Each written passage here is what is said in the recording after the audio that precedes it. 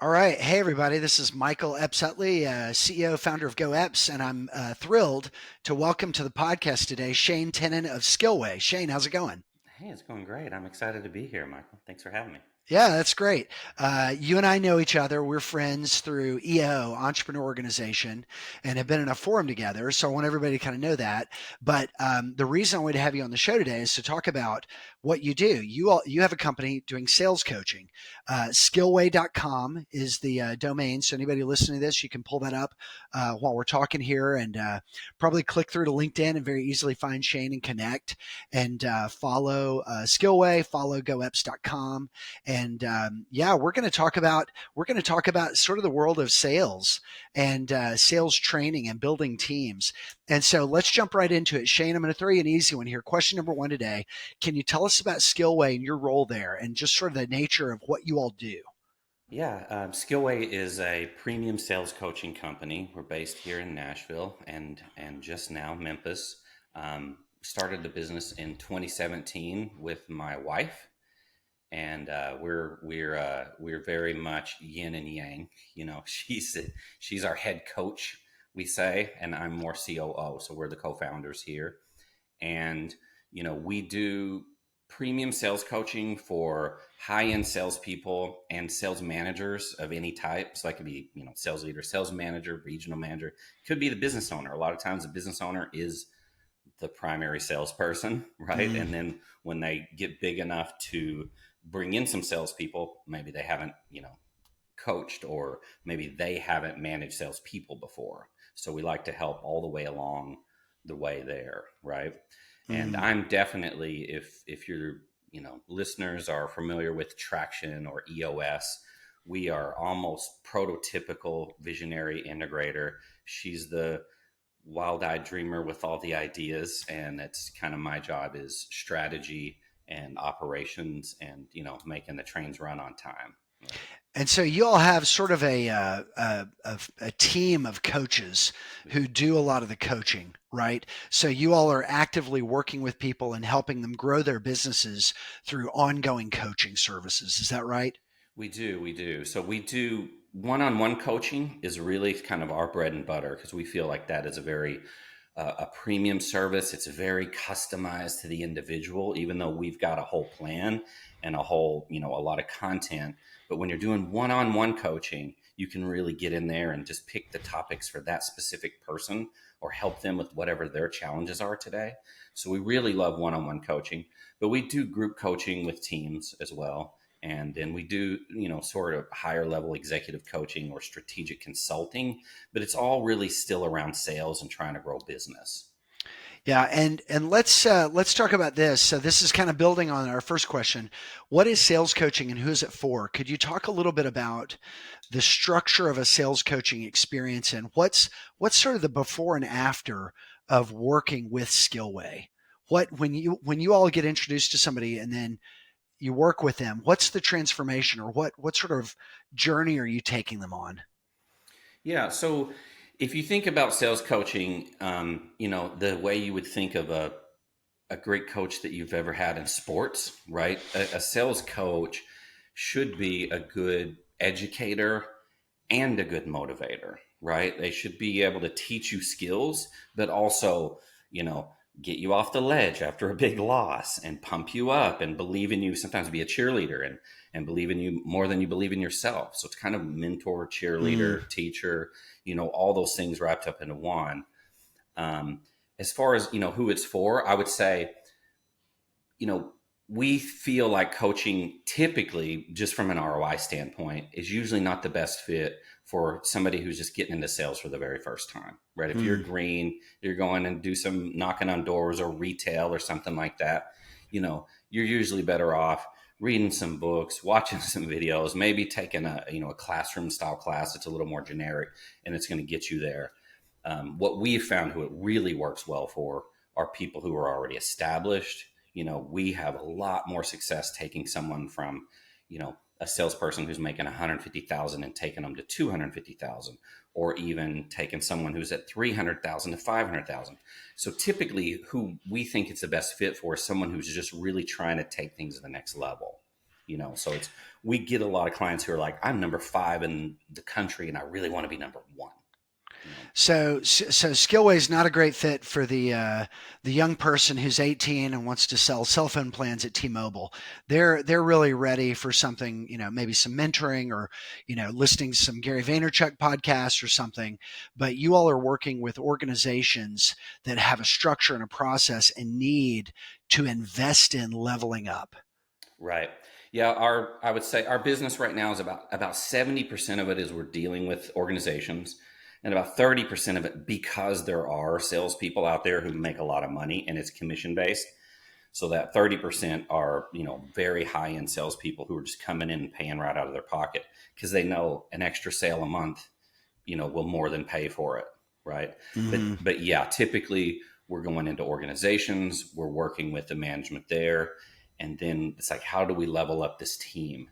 And it could be certain people on the team need one-on-one coaching. It could be we're kind of coming at it like classroom training, right? But we call that team coaching because it's a coach that's working with you. It's not, I think we've all been in a classroom where the person is a great presenter, but they're teaching because they couldn't do it in the field, right?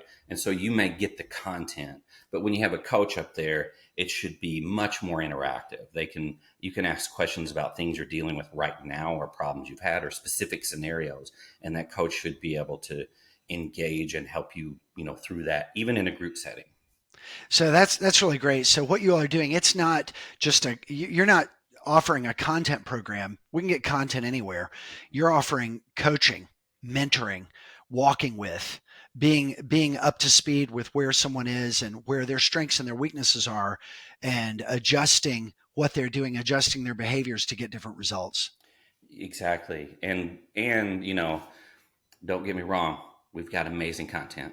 It's all proprietary. We have that stuff, but it's knowing which content to go where. It's if you think about a good golf swing coach. Like if I stand over here and watch you swing, I can see the hitch that you can't see yourself, and then we can basically break down and analyze your game and then go in and say like here's some strengths you can lean on, here's an opportunity to get a little better here and work through that. And one of our mantras around here is like we're changing lives forever, but that's just Mm. kind of a reminder that you know there's no real learning unless there's behavior change, right? Unless you actually take it and implement it.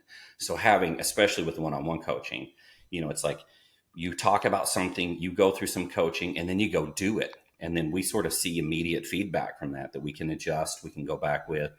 And that's our favorite thing. One of my favorite things is when, someone who coached with us 3 years ago, they reach out to their coach and they say like, "Hey, I'm finally number 1. Or I made President's Club. I won the trip or whatever." And like, we haven't coached with them for years, but like the first person they wanted to tell was their coach because, Mm. they had these big lasting sort of growth. And that's what we really want to see. We're looking for those opportunities, to make fundamental changes, with someone. Yeah, that's great. Yeah, as founders, I think, we often, we're often on the hook for doing a lot of sales. You have a sales program. We're a digital marketing agency. We've got a sales program, but it can still be very lonely. So I think having that network of people, and even if you have a team, it can just be a very isolated existence. And you end up in kind of this tunnel vision. The sales pipeline feels like a tunnel you're stuck in sometimes. So I think having perspective that's coming in from outside can really change the happiness, the joy, the satisfaction, everything about doing this kind of work. It really Yeah. can. And, part of our role sometimes is even if the business owner or the manager is paying for the coaching, like what we talk about is confidential, like we Mm. really have to build some trust. Like what happens in coaching stays in coaching. And that way you can come in and you can go like, man, I'm having some serious, call reluctance, or my attitude, I'm in a bad place. Well, even if you've got an amazing manager who really does sort of mentor and coach, you might not feel comfortable saying that to your boss. You may think that's going to put your job in danger, but having an outside person that you can talk through these things with a little bit, we can pump you up and get you going. Yeah, It can. That's really good. Yeah, I could see someone who, even if they're not, working with Skillway, but just in general, that's such a great little nugget, such a mindset is you need to have people around you who you can connect with and be honest with and say, hey, here's where I'm feeling good. Here's where I'm not feeling so good. And be able to say those things. So being able to be in a place where you can talk about your strengths, your weaknesses with someone who understands what you're talking about. And, not always a spouse or a family member, but people who are in the industry that can really change someone's mindset and their ability to do well. That's good. Yeah. And we're very aware of, all of our coaches are people who've been in the field, they've had success, they've half of them coach and sell right now. So they're still selling. But, someone who really understands the challenges of working maybe a very long sales cycle or maybe working a very high pressure, like they know where you're at and they've kind of got that camaraderie and they can just think of them as like, this is my personal business partner. This is my personal sales consultant over here, that I can lean Yeah. on. That's cool. Well, I want to ask you about that. So I feel like the landscape of selling has changed a lot. So what have you all seen I mean, I feel like the last 3 years in America, we're sitting here in, October 19th, 2023, recording this. The last 3 years have been so crazy and at every level in Nashville locally, but also just nationally and internationally. But how have you seen that change the landscape of sales? Like, what are you feeling with kind of where we are and just where our skill set and our kind of work area is? Yeah, I mean the industry, the economy, everything's changing all the time. But boy, I almost hate to say this because one of our core values is positivity. We really like would to drive the positivity. But to be frankly honest, I think kind of the combination of, the pandemic plus the sort of tech boom that happened around that, in general, I think salespeople have gotten really lazy. If you're any sort of decision maker like me, I'm sure your inbox is just jammed with the cold emails Mm-hmm. and your email inbox, your LinkedIn inbox, all of these things. And those things can be, great tools for prospecting. But hopefully you're calling, you're sending, maybe even some notes, you're like reaching out in person, you're going out and meeting people where they are. And I think everybody sort of fell back on that to the point where I'm amazed how I can get 10 emails from somebody where they just keep coming back, keep coming back. Like, I saw you on LinkedIn and I can tell it's not a bot. They're Mm-hmm. really working it and they're trying to, and I'm like, man, my phone number is not hard to find. Like the great thing about iPhones, they have this app on there. It's called the phone. You can push it. And so I just feel like in general, we've gotten a little bit lazy. We're trying to let tech. I see that. I see it further on the back end too. I see a lot of people where they'll do all this work in the discovery phase to figure out what the client needs, and they'll do all this, and then they'll put together this really thought out proposal, and they'll just email it to them. It's like, Yeah. no, man, like connect with him. Even if you're remote, like bring them up on Zoom and walk them through it and be consultative and build that thing together. Right. So I feel like that's the biggest thing is we just got a little bit lazy. We're like, relying on these tools a little bit more, and we're relying on sales is always a numbers game. And I know that, but I feel like we've kind of gone a little too far. We need to swing back Mm. around, in my opinion. Wow, that's okay. So that's kind of a headline statement for the day. Salespeople have gotten lazy. I think that's a really strong call out. I don't disagree. I think my Halloween costume this year is going to be a name tag just says F name. I've gotten so many emails for this F name guy. I don't know who he is. I don't know if it's That's if Go good. High Level's trying to reach this person or what. But so many emails coming in for F name.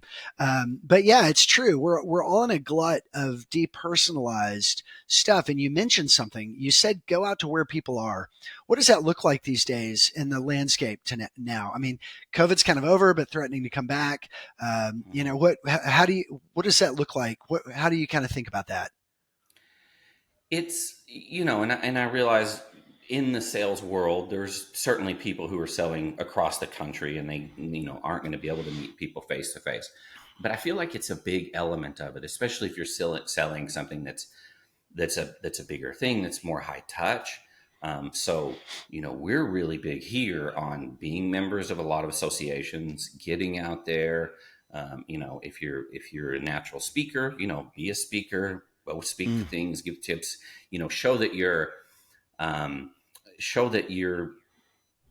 you've got knowledge in this, not just through, your blogging and your social media, but get out in the world, meet people. I mean, if you've got a big prospect, go look and see what associations they're in. Go look and see what kind of meetings they're in. They probably got all that stuff on their social, and join those things and get out there and talk to people. I mean, it's still the basics of know, like, and trust, right? We buy things from people we know, like, and trust, but to get out there and meet people, I mean, write a handwritten note, for gosh sakes. Like, it's not that hard, but nobody does it, and it really cuts through the clutter. That's good. So that kind of takes me to my next question. I wanted to kind of frame this up as sort of what does Shane see from his seat at Skillway about what's going on in the world? So here's my question. How do sales teams set themselves apart when the competition's hot? Yeah, yeah. It is sometimes it's just as simple as doing the things that others are not, you know? Mm, So, I mentioned handwritten notes. That sounds like really easy, but we're really big on, like, build a system around that. Have a spot on your desk where, like, here's your note cards and your stamps and your whatever, and get yourself into that habit. When you have a good meeting with somebody, whether it's on the phone or it's whatever, like, drop them a note. It stands out. Um, you know, we only teach relationship based sales. So, okay. we don't work with big call centers, or if somebody's doing like a one off hard sell transaction, timeshares or something, so we're all about building relationships and just being there. Um, and so it's meeting them where they are. It's just thinking about everything as a consultation. It's like, I've got some services, maybe you need them. If you don't, that's fine too. And Hmm. talking through those things and saying, like, let me just educate you on what I have. Let me learn and be curious about what you have. Maybe there's a fit here. If not, maybe you know someone, and you can be the hero telling them about, me, because they've got a need. That's great too. Just sort of consistently showing up and being there, and thinking a little bit extra. And if you're having a hard time meeting someone, who do you know that knows them, who can make an actual real, connection and introduction?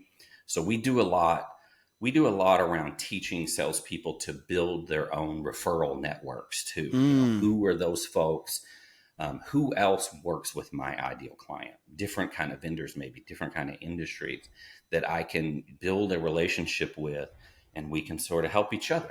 And I can feed you some leads, people that I work with that might need your services. You can lean back over here to me. We work with marketing and agencies a lot, and I'm sure, I know you're in that world, and Hmm. it's if you're in that world, you've had the scenario where you're like, you got a client and they're like, man, we're going to cut back. I'm not sure if I'm seeing the ROI. And you're over here looking at the data going like, I'm sending you all these amazing leads.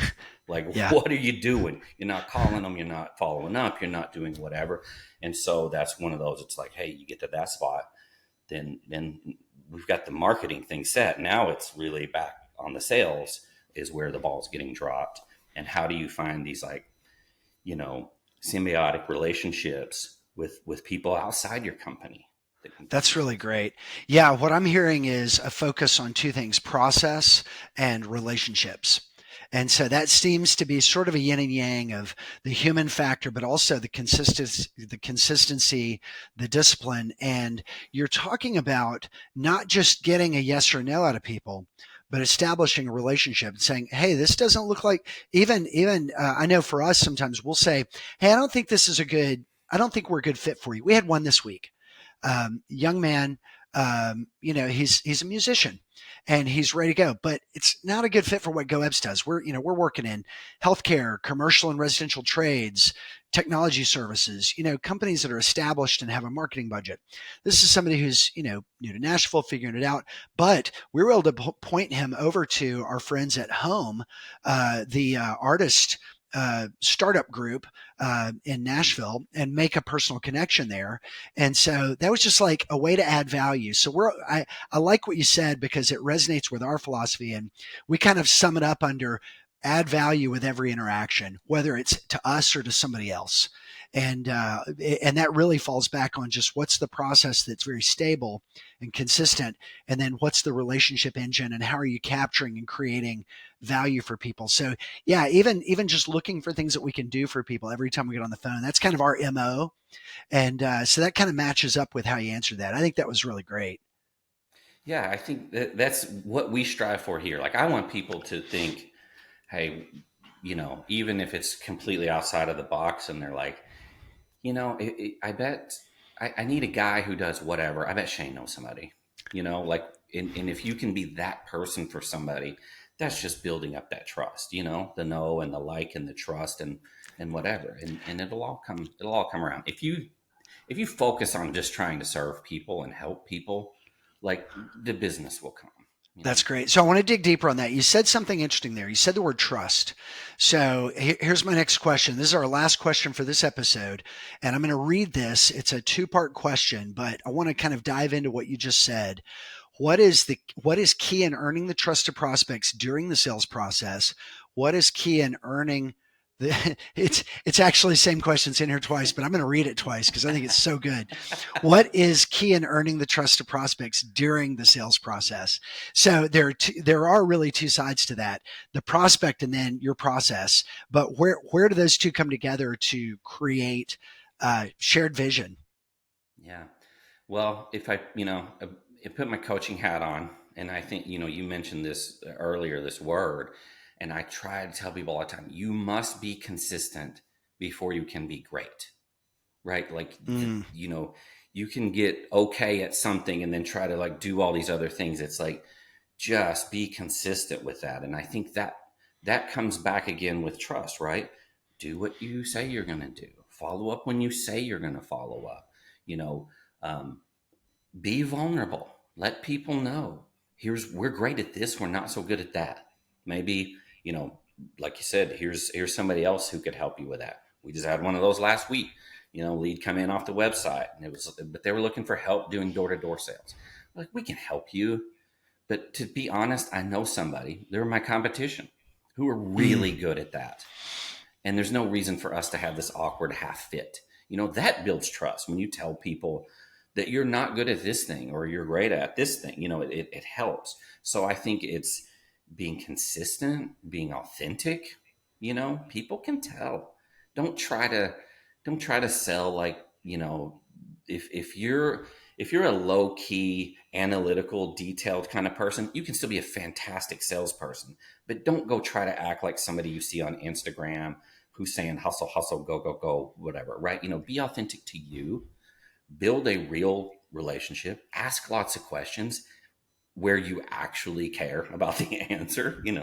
Don't be afraid to ask about personal things in their family and these sort of things too, and talk about your own, and bring that in. But more than anything, be consistent, deliver what you say you're going to deliver. If you say, you're going to check back in next Wednesday, check back in next Wednesday. If you say, I'm going to give you these numbers by Tuesday, give them the numbers by Tuesday. And I think that's a lot of it. But then if you can just find little things, just like any sort of hospitality, find little things to go above and beyond.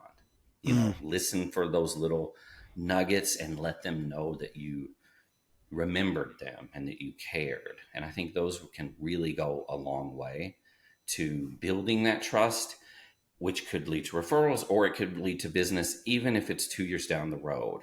They may not have a need for that now, but if you've described yourself and they understand and they've got that know, like, and trust level, and you stay around and top of mind, it'll come back to you in a couple of years when they do have that need. That's great. Yeah, what I'm hearing in that is that trust is this very delicate human connection that depends on some things that can be um, systematized. So you have something that's very human that rests on something that can sometimes feel very rote. So you have to do that carefully. But I think that's where the two sides come together. Process and consistency delivers a more present person who is there and able to participate and engage on a human level. Hmm. Yeah. And Yeah. we were just talking about that when I said, uh, writing handwritten notes. If that's not cool, you like put a system in place. That's what we, with our clients, we send them some really high end stationery, like have that sitting there with some stamps and some envelopes and a pen so that it's not this big deal. You get back from a meeting, you write the note, you drop it in the mailbox. The same thing. We do a lot of gifting around here, Mm. but they're very specific and customized. And we have a process around it. We have a monthly meeting. We sit down and it's like, here's everyone whose birthday's next month. What are we going to do for these people? And we have fun with it. But really, it's the process of somebody pulled the report, they put it together, it's on our calendar, we go through it, and we do that. So you can make these high touch things, not so tough if you do build some process around it, make sure you're consistent, just like any other thing. Like build some self accountability into that, Yeah. and then the trust will come. First, trust in the person, the salesperson, then the company, then the products and services. That's tremendous. Yeah, Shane, this was awesome. A lot of really good nuggets in here. I think for anybody who's trying to figure out sort of how to grow in any economy and in any kind of, you know, world situation, keep these businesses thriving that we're building. This is critical information. And anybody who's not doing it this way, this is an opportunity for them to kind of level up. So, yeah. And of course, for everybody listening, skillway.com, Shane Tinnin, Shane and Do. And yeah, Shane, any other kind of shout out, anything else to mention here today? Well, I think that's it. Yeah. If anyone needs some help, please reach out to us. I know, the coach on my team would love to talk to you. We're always looking to meet salespeople. So, just like I said earlier, if it's not a fit, that's great. That's fine too. But let's have a conversation.